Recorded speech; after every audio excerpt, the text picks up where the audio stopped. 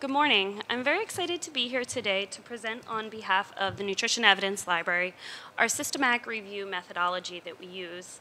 And as Krista mentioned, I will be using an example from our Dietary Patterns project to really illustrate each step in our process. And lastly, I hope that you feel by the end of our presentation the call to action to really leverage our research recommendations that we put forth as a part of each of our systematic reviews so that you can see where you can help fill in the gaps in the literature. To give you a little bit of a background on the Nutrition Evidence Library, or NEL, we are a team within the Center for Nutrition Policy and Promotion, and the mission of CNPP is to improve the health of Americans by designing and implementing dietary guidance that really links scientific research with the nutrition needs of consumers. So we do a lot of promotion and a lot of marketing and communication within CNPP as well. And the NEL was established to support this mission because we create evidence-based reviews that can be leveraged to inform federal nutrition policies and promotions. So I'm sure many of you are aware with WIC and SNAP and a lot of these other programs that use the guidelines that come out of CNPP, in addition with Department of Health and Human Services, Office of Disease Prevention and Health Promotion, as their basis for setting their policy guidelines. And the use of the NEL by the Dietary Guidelines really helps us meet the Data Quality Act of 2001, which mandates that all federal agencies use information that ensures the quality, objectivity, utility, and integrity of information on which federal guidance is based. So throughout my talk today, you're going to see this diagram here, and I'm going to use it to orient you to which step of the process that we are in. The NEL uses a 6-step process that is listed here, and our first step is that we need to develop rigorous systematic review questions that really can answer relevant policy questions. And then we search, screen, and sort through the literature base, extract the relevant study findings from each of the studies, as well as assess the risk of bias of the included studies in the evidence base. And then we collapse across the collective evidence and synthesize this evidence so that conclusion statements can be made and recommendations can be made for future research to fill in the gaps. And our methodology is informed by the Agency for Healthcare Research and Quality, or more commonly known as AHRQ, as well as the Cochrane collaboration. And to give you a little context how our methodology is really put into action, we collaborate with different expert groups consisting of clinicians, nutrition researchers, epidemiologists, methodologists, and nutrition communicators. And these experts really are the subject matter expertise for all the topics that we look at, where the NEL staff are really technical experts about our process and how to implement systematic reviews. And two of the expert groups that we work with are technical expert collaboratives, or techs, and they are really focused on one project at hand and a specific topic of interest. And that's what I'm going to be presenting some of the work today from our Dietary Patterns project. And this was a really targeted project. Another type of expert group that we work with, which I'm sure many of you are familiar with, are federal advisory committees, or more commonly known as the Dietary Guidelines Advisory Committee.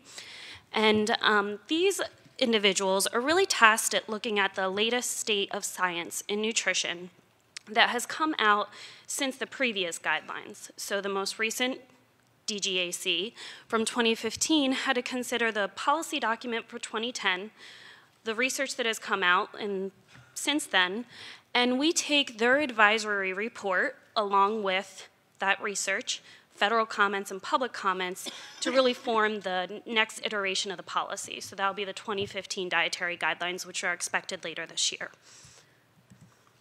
So focusing first on our first question, and this step really is a critical first step of our process. And a lot of effort goes into drafting questions that will be policy relevant, and it's a challenging step because the scope of food and nutrition is really broad. And this step really benefits from getting a lot of input from the relevant stakeholders, and it takes a lot of time. And the reason this is really important is because it's really the basis of the whole systematic review process. And as some of you might know, systematic reviews are really labor and time intensive, so we want to make sure that the question really sets the stage. And to ensure the maximal utility of the NEL systematic reviews, we want to make sure that the topics are policy relevant, that they're very focused and appropriate in their scope, and also that the frameworks that we put forth really reflect the current state of science. So the teams that work on our developing the questions is that we use a really structured approach so that we can efficiently elicit and integrate the broad input that we get from the expert teams that we work with. And that is so we can identify the top priority questions. As researchers that we work with, there's a lot of great questions out there, the incredible minds with a lot of great questions, but we really need to focus within the NEL on things that can impact policy. So we often start with many, many questions, hundreds for some of the committees that we work with, and have to really refine the questions so that they are focused. And so in doing this, we really have to keep in mind the public health significance of the questions that they pull together. And during this step, we are setting the rationale for the systematic review, as I mentioned, but we're also thinking about the methodological considerations for the systematic review that is going to be conducted. And at this stage in the process, the body of evidence isn't considered. We're not looking at results or discussing conclusions at this point. We are only looking at filling in the gaps in the literature and what needs to be answered to help policy. And the question should really reflect what decision makers need to know on the other end and what they can leverage the work of the systematic review. So we use the PICO framework, and this really helps target the questions. So the first piece is getting at the population of interest and any relevant subpopulations. We also consider the intervention or exposure of interest, as well as the appropriate comparator. So that's going to be the main alternative to the intervention or exposure. And when we're making this comparison, it's really important to look at what is the most important alternative to inform policy. And the main outcomes of interest for our systematic reviews are going to be diet and health related. And excuse me.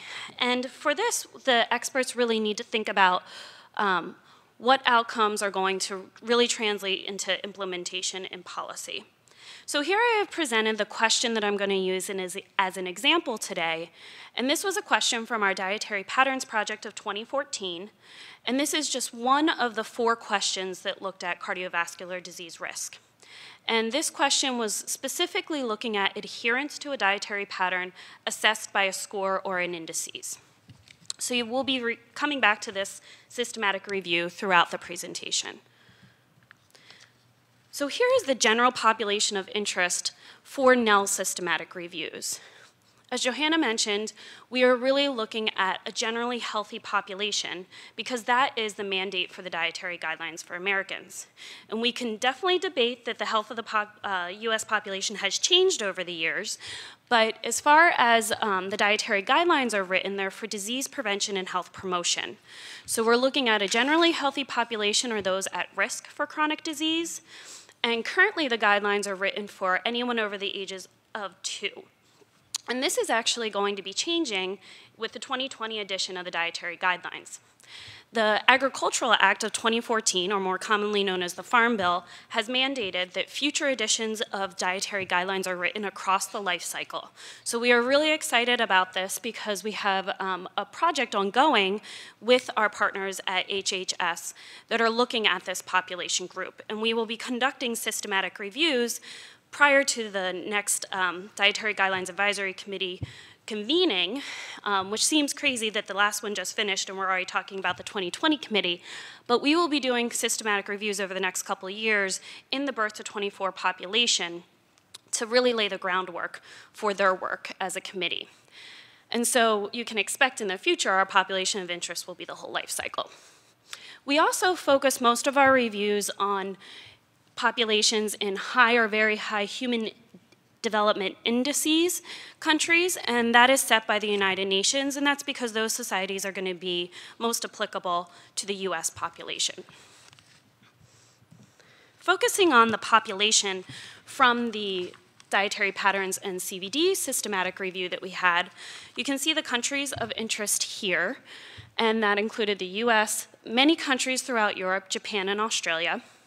The age range covered by the studies included in this database were 18 to 97, and you can see for the prospective cohort studies, majority of them focused on healthy individuals that were free of heart disease, hypertension, and diabetes, or the majority of the individuals in the studies were healthy, and there might have been a small subset of individuals in what we would consider a chronic disease state or elevated risk. The randomized controlled trials included in this systematic review included individuals at elevated risk, but then there would be a comparison to a healthy population. So the next part of the PICO framework that we use is looking at the intervention and exposure. And for the Dietary Patterns Project, they were looking at hypothesis-driven dietary patterns, and these were assessed either by a score or in indices. So the three patterns that were determined ahead of time were the Mediterranean diet, dietary guideline recommendation diets, and this doesn't mean just the dietary guidelines for Americans. It could have been the dietary guidelines for the other countries included in the systematic review, as well as DASH diets. And for this, the fruit frequency questionnaires were used primarily throughout this evidence base to assess adherence to these different diets. And for most of them, it was only assessed at baseline. So I'm pointing that out because we'll get back to that a little bit later when we're talking about considerations for research. So in this systematic review, dietary patterns were the exposure of interest. And in nutrition research, we also have foods, food components, and nutrients that are also considered. And it's really important when reporting your exposure of interest or intervention that as much detail that you can provide is provided from our perspective when we're conducting systematic reviews. For this study, for systematic review, for example, the Mediterranean diets were not defined similarly necessarily or exactly the same across the studies, but because they were defined in detail, we realized we could collapse across them. Some of them used the Mediterranean diet score, some used the alternate Mediterranean diet score, some used a modified Mediterranean diet score, and while others used those that were specific for the country of interest, such as the Italian Mediterranean Index. But because the details about each of these indices was provided, we could make stronger statements about a Mediterranean style diet.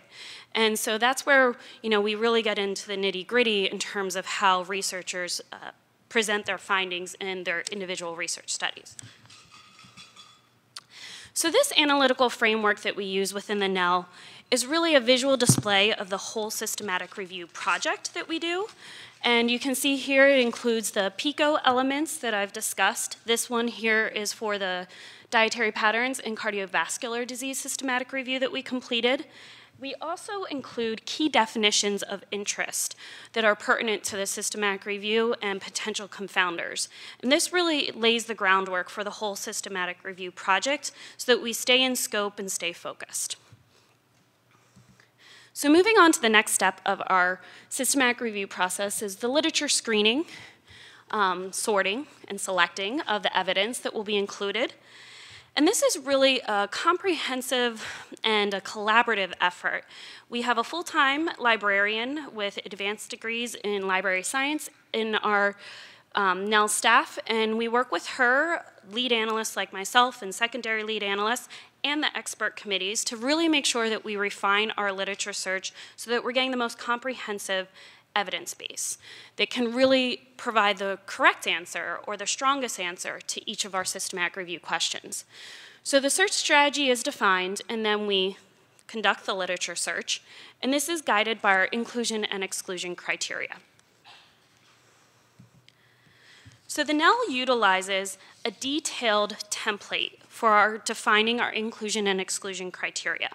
And this ensures consistency across all of our systematic reviews so that they really can be applicable to the general category of dietary guidance. And by using this template, it really ensures that the most relevant data are extracted and are considered when we are conducting the systematic reviews. So here I'm going to present to you the categories of our inclusion and exclusion template. And these categories are then tailored for each systematic review. And so starting just with the first category of study design, for certain questions of interest, it might only be relevant to look at randomized controlled trials. Where when we're going into a topic area where randomized controlled trials might not be appropriate to conduct, such as the birth to 24 months population, which we're delving into now, we will have to consider other things, such as observational studies. We might have before and after studies. So we really debate what is going to provide the most informative evidence. Of course, we might always want a controlled trial, but that might not be appropriate for the question at hand. And then the study setting really gets at the countries of interest. Duration of a course is very important if we're looking at something like weight loss. We aren't going to find the strongest evidence in the shorter term studies, so we might set criteria for they must be at least a year long. And then the age of participants are going to be considered because certain questions are not appropriate for different times in the life cycle. And you can see some of the other considerations regarding study groups. Our inclusion-exclusion criteria also includes all the PICO elements I've mentioned previously. And sources of foods and nutrients is something that we are expanding this template extensively right now because we are delving into that birth to 24 months population, and their sources of nutrients are quite different than those of us in the room. So we are learning a lot about human milk consumption and infant formulas. So you can see that we really do need to tailor these criteria for each systematic review. Our dietary outcomes usually relate to dietary quality, variety, behaviors, and preferences. Again, we are expanding these for the younger population. And the health outcomes, our categories include overweight and obesity, heart disease, bone health, diabetes, foodborne illness, and a few more that we're looking into now as we are delving into this new population group. And so this is an area, again, where researchers can really help us for getting a stronger evidence base if you provide details about your criteria for your study population, but also considering if you want the destination, as Kristen and Johanna mentioned, if you're looking to conduct research that can really help inform dietary guidelines and those recommendations, you can think about these inclusion-exclusion criteria in a way that the studies are set up to really be looking at populations that are appropriate for the general population's dietary guidance. So moving forward, these inclusion-exclusion criteria are used to develop a search plan by our librarian. Again, this is done in collaboration with lead analysts and our secondary analysts and also the expert committee. This search plan is also peer-reviewed by a librarian we collaborate with at the National Institutes of Health Clinical Center. And consistent with standard international systematic review criteria is that dual screening takes place at every step of the process for our systematic reviews. So that includes the title level, abstract level, and the full text level. And to ensure transparency and to aid reproducibility of any systematic review conducted by the NEL, we document all the each decision across every step of our process, but it's really important here at the search strategy process. And all of this is available on our website. So if someone wanted to do an update to our systematic review that was done in 2008, they could do that. They could run the same search because we provide all those details, including the databases search, the inclusion-exclusion criteria, the search strings. We provide flowcharts so you can see where studies were excluded along the way. And we also provide the reason for excluding articles because we often will get a query of why wasn't my study in the evidence base, and we can go back and say, it didn't meet our target population, or your intervention wasn't long enough, etc. So this is the inclusion criteria for the sample systematic review today, the dietary patterns and CVD systematic review. And for this systematic review, 3 different databases were searched, consistent with what I mentioned before, our standard population, age group, and health status. You can see that for our studies, we really narrowed down the type of studies that are included, how many individuals needed to be in each study group, and the length of follow-up. The dietary patterns for this the criteria for this review was that they must be described in detail in regards to the quantities, proportions, variety, and combination of different foods and nutrients and drinks, and also the frequency with which they were habitually consumed, since we're getting at a pattern here. And one thing that we often are asked about is, how do you decide what paper to include if you see publications out of the same study group or intervention, or we'll see certain researchers' names popping up across multiple papers, or we know that they come from the same intervention. And we always look at the outcome to see which of the papers has the most relevant endpoint to answer that systematic review question. And sometimes multiple papers do, but this is, again, one of those aspects that we document so that it doesn't look like the evidence base is being weighed more heavily for certain interventions because they address different outcomes. And so the rest of our standard inclusion-exclusion criteria is that the papers must be published in peer-reviewed journals and in English.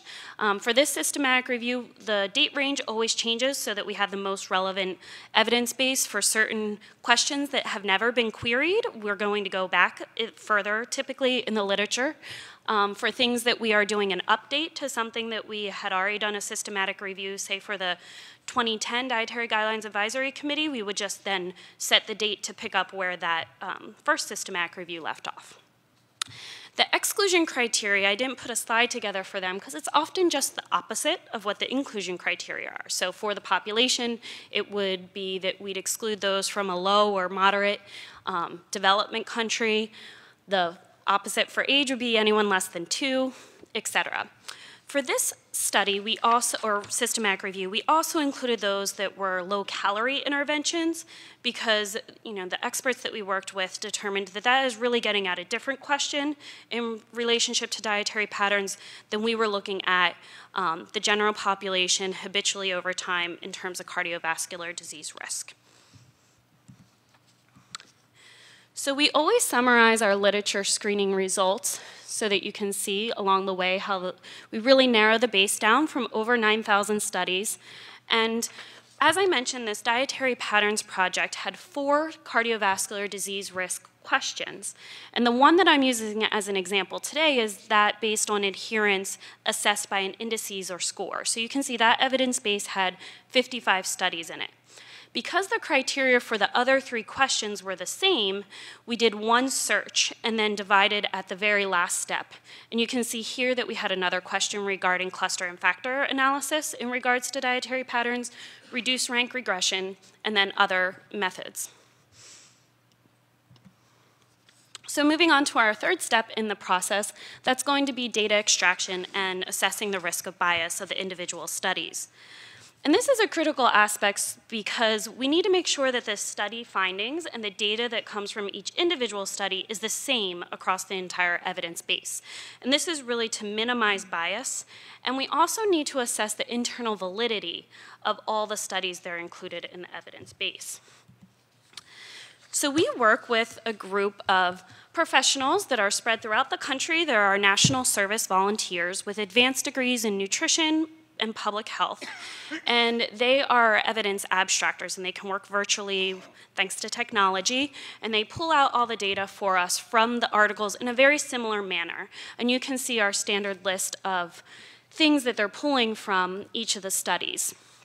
And so then once they pull this data from each individual study, it undergoes quality control by the NEL staff to make sure that it's accurate across the studies, and we provide an evidence grid to the experts with whom we work. The tool that we use to assess the risk of bias, it was developed in-house, but with the input of international systematic review experts from Cochrane, the Academy's Evidence Library, and also from ARC. And it gets at a variety of types of biases, and we have a long list of questions, and then a certain subset is tailored for the different types of study design. Overall, a lower score on the NELBAT is going to mean that there's a lower risk of bias. So therefore, if you address the issue, you get a yes, and that is going to be 0 points, and then a no is going to be 2 points, and then if we can't determine, it's somewhere in the middle, you get 1 point for those. So I wanted to show you the different groupings of questions. And this first set of grouping here really gets at participant recruitment and allocation into study groups. Researchers ask me about how do I ensure my study gets into a systematic review or is more useful for informing dietary guidance. And some of these questions, although we don't exclude studies based on their NELBAT score, they really can help just be another one of those checklists of making sure that you have a rigorous study design or rigorous reporting so that you're going to get a stronger score and really enhance the evidence base overall to be a higher quality so that we can make stronger statements. And I know Johanna mentioned some of the others like Strobe and Consort, so you can use those as well to make sure that you're really thinking about everything when you're designing the studies and also when you're reporting them. So this really gets at consistency across participant recruitment and study groups. This next group of questions in our NELBAT gets at the study protocol, the intervention, and also the exposure. And as I mentioned, there are 3 different responses, either a yes and no or a can't determined. And I'd like to point out the center question here because it really gets at that issue of we realize sometimes you can't do the optimal research design, whether it's funding, whether it's time constraints. We all recognize these challenges in research. But there's certain questions in our NELBAT score that really help you kind of explain that. So if you can explain in the conclusions or in the discussion section why you might not have been able to address some of these aspects of the study, there's a couple questions where you can still get that yes as the answer, so a lower risk of bias, as long as it's explained why these certain considerations had to take place. So this next set of questions in our NELBAT tool is really getting at methodology. So were the most valid and reliable tools used to assess whether it was diet or to take measurements in regards to body composition, and a whole long list of other things. And it also gets at statistical methods to make sure that the appropriate analyses are done for the primary outcomes in the research study. This last group of questions here gets at follow-up, and you can see here that these are going to be more appropriate for certain study designs. And this is another kind of catch-all question that we have. Were other sources of bias taken into account at any stage in the process for designing your research study or analyzing the data? And so this is another one of those questions where we're really looking for, in your paper, you to explain the study so that we can really get at all factors of the research to determine really how strong the individual studies are. This is a visual bar chart that we use to really show how the risk of bias is for the whole evidence base.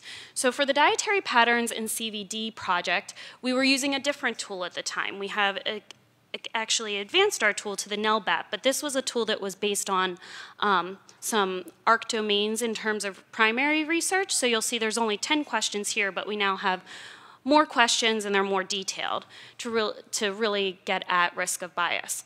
But as we're all programmed to know, green is good. So seeing a lot of this green for each of these questions, you can see that this evidence base, which included 55 studies, really had a low risk of bias. So therefore, that's something that's considered by the experts that we work with when they're grading the evidence as a whole.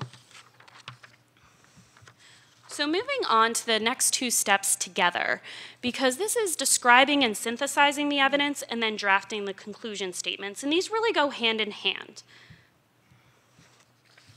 So the purpose of the evidence description is to make sure that it's really objective. The synthesis then is where you contrast and compare across the studies and identify various themes. And this is done by the expert groups.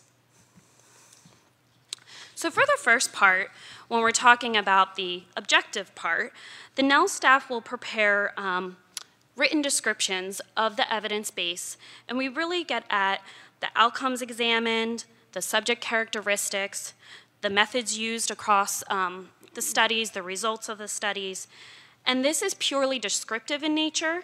And then the next piece, this written description is provided to the expert groups along with a list of probing questions. also the full text manuscripts that are included in the evidence base.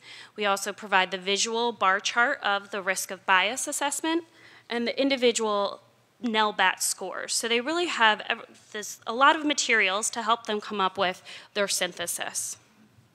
And these questions that we provide to them, we really want them to identify overarching themes and key concepts from the study findings, identify and explain any similarities or differences between the studies, and really get at limitations, risk of bias, generalizability of the findings across the whole body of evidence, and also the magnitude of the effect.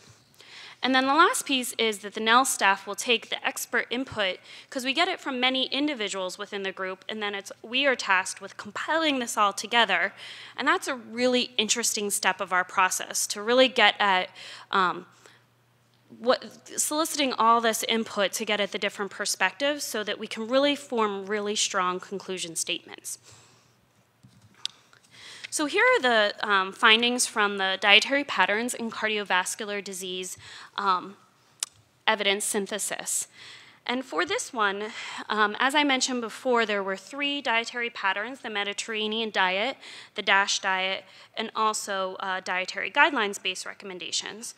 And this evidence base included a lot of large, well-characterized cohorts.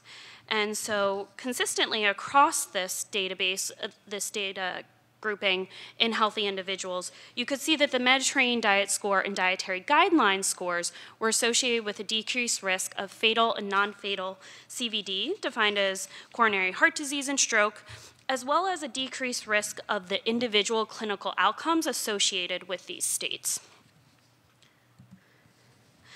The positive individual food components within each of these scores were fruits, vegetables, whole grains, nuts, legumes, unsaturated fats, and fish. Alcohol was included as a positive component when consumed in moderation in some of the scores, so primarily the Mediterranean scores, but not in all the other scores. Poultry was also a food component coming out in some of the scores. And then the negative food components across a variety of indices were red and processed meats, and also some of the scores also had sugar-sweetened beverages coming out as negative components. So moving on to the next step, where they use the key findings or the evidence synthesis to draft conclusion statements. This is a grid that we use with the NEL. It's a grading rubric, and the detailed grading rubric is available online. I shaded out the cells there so you weren't overwhelmed with all the text. But you can see that the main things that are considered so that they can come up with whether or not their conclusion statement, which is really an answer to their systematic review question, is either strong, moderate, limited, or grade not assignable, are these key components coming down the side here. We really want to get at the quality of the research, the quantity of participants and the studies and the evidence base as a whole, the impact of the findings, and in addition to the generalizability. And so, as an example for a strong grade, the description that we might have prompting them in quantity would be that there's a large number of studies of high quality were included, or that they had a large population, total sample size. In terms of impact, we really get at whether or not the results have a public health significance and not just a significant finding. So that's something to consider in the grading process as well. And for generalizability, sometimes there's really strong studies, but for certain topics of interest, they've only been assessed in men or only have been assessed in postmenopausal women. And therefore, if this is coming out when we're looking at the whole grading rubric in terms of generalizability, the conclusion statement then will incorporate this into it. That'll say strong for postmenopausal women.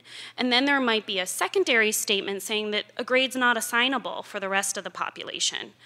For the Dietary Guidelines Advisory Committee, we saw this come through with some of the work that was done in schools, in the school settings. The committee can make stronger statements about those in elementary schools in terms of interventions, but not as strong in high schools. So that is a gap in the literature that we identified, that they really aren't doing as many interventions with that age group.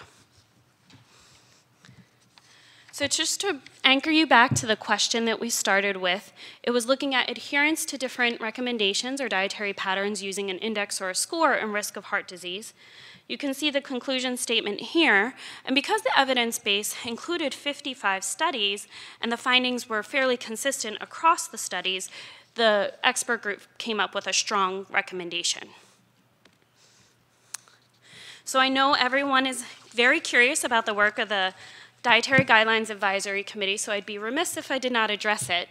And the Dietary Patterns Project was leveraged by the 2015 Dietary Guidelines Advisory Committee. And as I mentioned before, the questions about CVD, there were 4 in total, but I've only presented one of them here today. And all 4 of those questions were a source of evidence for the DGAC, and that systematic review project really included mostly prospective cohort studies. So the DGAC also included the AHA-ACC report, which was mostly randomized controlled trials. And then they also considered other high-quality systematic reviews and meta-analyses that were examining the Mediterranean, DASH, and vegetarian-style dietary patterns. And in total, they had 142 studies when you looked at these various sources of evidence that were considered, and 35 of which were included in 2 or more of the reviews, so that's definitely something to consider when they were making their conclusions. And we are always very careful not to misrepresent or interpret their work, so I apologize in advance for this text-heavy slide, but I highlighted their main conclusion, and you can see that it's very similar to the Dietary Patterns Project that the NEL conducted in 2014. And again, they also came up with a strong grade.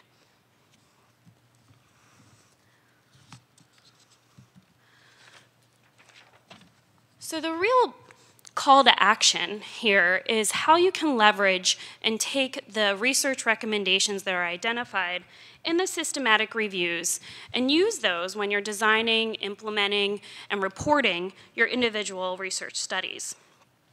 Keeping in mind that the recommendations that come forth, which here I have an example of the Dietary Guidelines Advisory Committee report from 2010. We don't have the visual of the 2015 one yet, but they really are informing the policies that come out, and here the 2010 guidelines. And so what we think is a really great piece of our NEL reviews is that it really does identify the gaps in the literature, because if we can't make those stronger statements or even moderate statements, that shows where the evidence base really needs to be broadened. And you know, of course, we get at some of the limitations of the research as well. And this is something that we really are passionate about, the NEL, because we know that it could really help inform others. So we have taken those next steps, and we're starting to really partner with and meet with the funding agencies to say, this is where funding really needs to be, because this is something we've heard from some of the expert committees that we work with. You know, we take all this time drafting the research recommendations, where's the closing of the gap, so that those recommendations are then where research is funded. And so this is something that we really are working towards so that we can help researchers so that they're filling in the gaps for us, but they also are having the funding available to do so.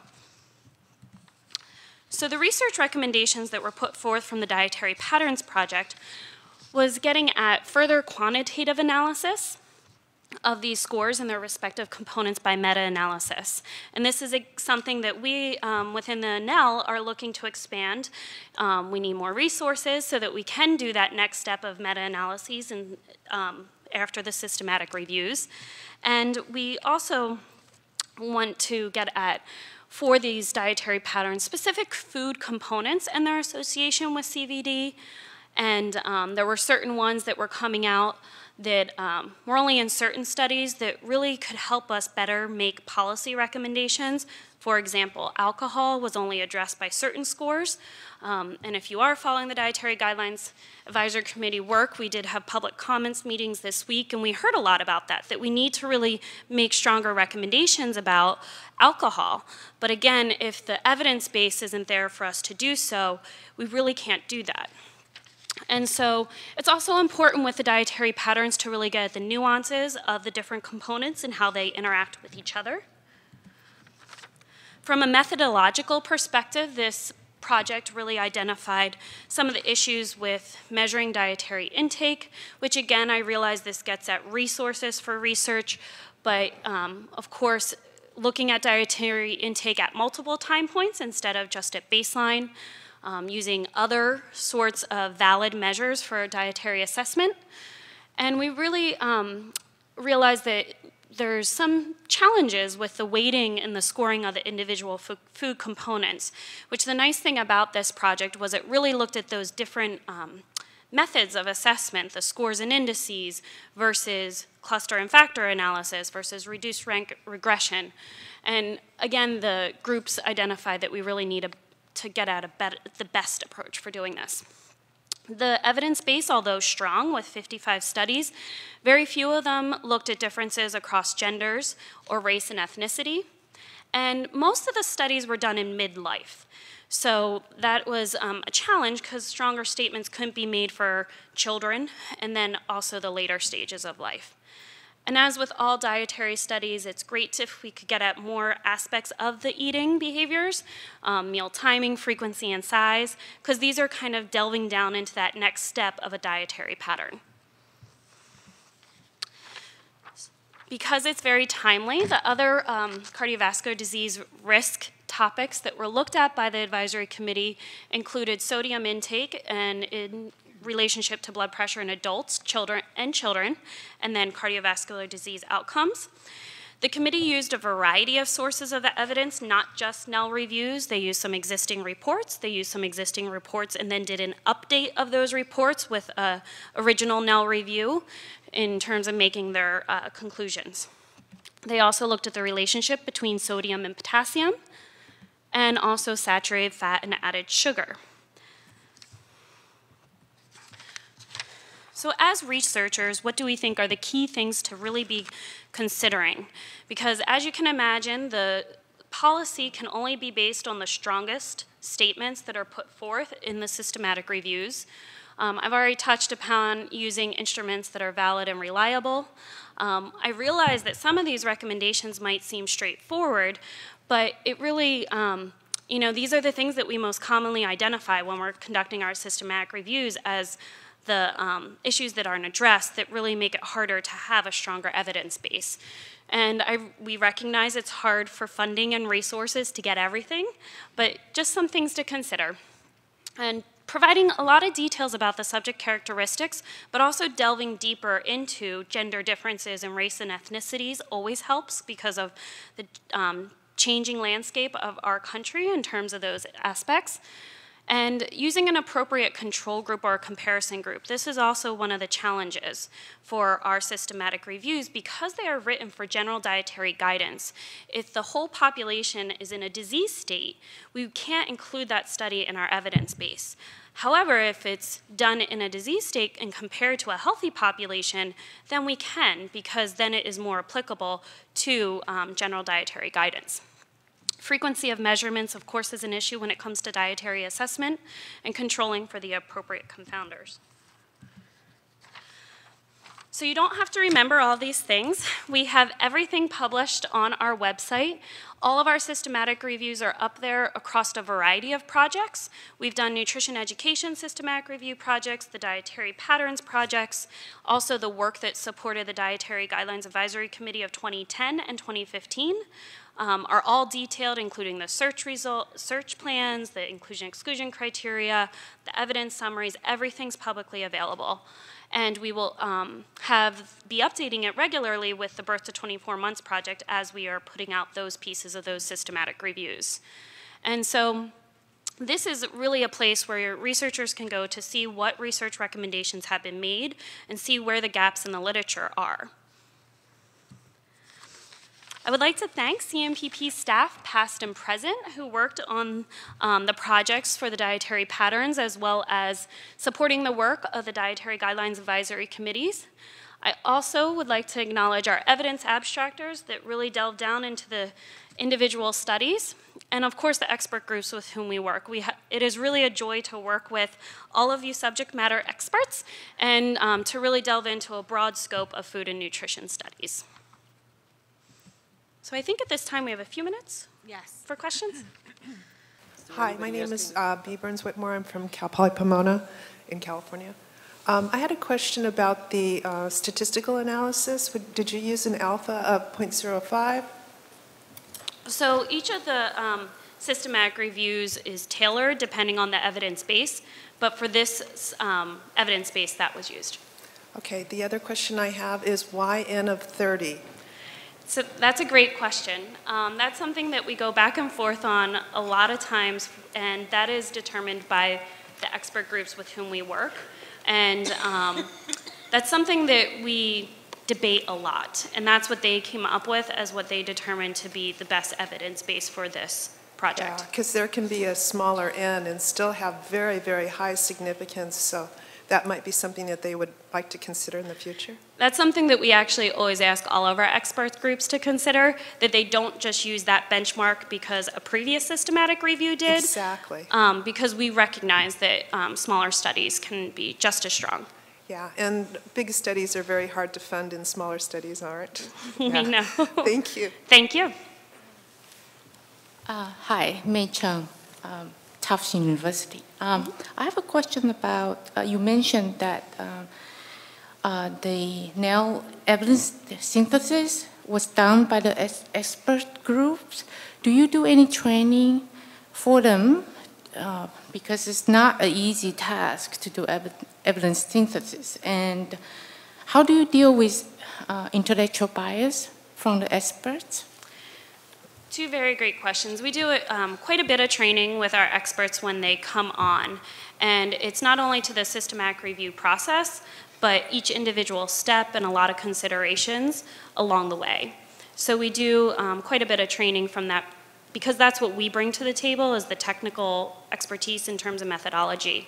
And as far as intellectual bias, that's a very challenging thing to get at, but all the experts that are included on our various committees or our expert collaborative groups undergo quite a bit of review. The process for the dietary guidelines is really extensive, all the way up through the agencies of USDA and HHS, filling in conflict of interest forms and identifying funding sources, not only for them, but their university, boards that they serve on. So it's very extensive because, of course, we wouldn't want the hard work that they do to be called into question because of some of those issues. Thank you. You're welcome. Allison Yates from Washington or someplace these days. It's very difficult sometimes due to page limitations to provide that level of information that would be very useful to deal with. And I just wondered, with the 55 studies, say, that you used, did you go to supplementary information that was maybe on the web, or did you actually contact the researchers themselves? We do both. At times, supplemental information available on the web is wonderful for our work, and so, some journals will have that, as everyone knows, but we also, if a research group refers to their own website where they might house additional information, we will go to that as well. Because we really don't want to exclude a study that seems really relevant to the evidence base, but we are unable to find this information. So any time that supplemental information is referred to elsewhere, we do also consider that so that we can really get at those details. But you don't necessarily contact the researchers themselves? We do if we have specific questions, and if their contact information is provided. Okay, thanks. Yep. Hi, Barbara Schneeman, USAID, and I'm curious whether you have a way to analyze for publication bias. Are you only seeing certain effects because of publication bias? So, of course, that's a really hard thing to get at. However, when we are extracting data from each of the individual studies, we do note their funding sources so that that can be considered. I know that's not the publication piece, but it's also one of those common things that we get at as well. And so that's definitely one of those things that within the systematic review community that we're always dialoguing about. And we actually, the NEL is hosting a systematic review roundtable this summer, and that is one of our key discussions that we're going to be getting at with systematic review experts from around the world is how do we tackle this and what can we do? So it's a very important consideration. Right, because I know with the WHO process, they use what's called GRADE, and they also rely to a certain extent on Cochrane, and that's always a part of their analysis, is at least to try and judge whether or not there's a likelihood of publication bias. Yes, and we do work with our experts to discuss that at length. Great, thank you. Thank you.